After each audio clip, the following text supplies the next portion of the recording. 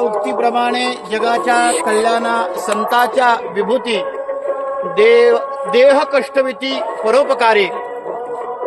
खरं पाहिलं तर संत आणि वृक्ष असे आहेत की ज्ञात स्वरूपामध्ये सदैव उपकार करण्याचं कार्य फक्त जगामध्ये दोनच व्यक्ती करतात, गुरु म्हणजे संत आणि वृक्ष म्हणजे या निसर्गामध्ये प्रत्येक मानव प्राण्याला सतत उपकार करण्याचं कार्य वृक्ष करतात।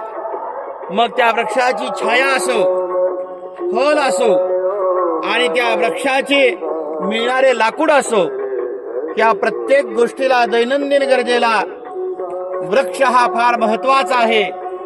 तसं एक मूल म्हणजे 23 वृक्ष असं शास्त्र सांगतं। एक वृक्ष लावला तर 23 मुलांचं संगोपन केलेल्याचं पुण्य ऋग्वेदामध्ये सांगितले।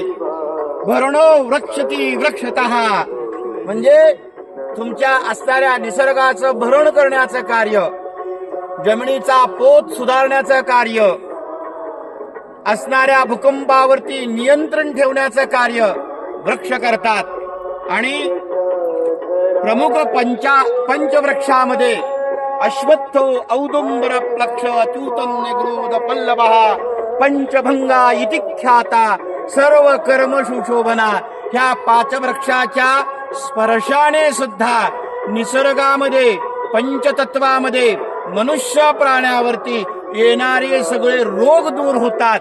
पिंपळाच्या छायेमध्ये बसून जर पान एखाद्या अबोल, ज्या मुलाला बोलता येत नाही त्या मुलाला जर गाईचं तूप लावून ते पिंपळाचं पान जरी चाठवलं तर कसल्याही प्रकारचं अस्पष्ट उच्चार स्पष्ट होतात, एवढी ताकद वृक्षात आहे। आणि म्हणून भारत विकास परिषद यांचं कार्य अनमोल आहे।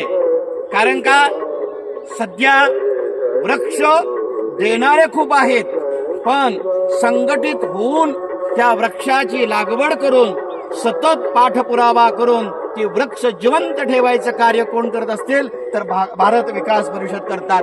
उल्लेखनीय अशी कामगिरी आहे आणि त्यांना मी त्या ठिकाणी शुभेच्छा देतो आणि माझे मनोगत थांबवतो।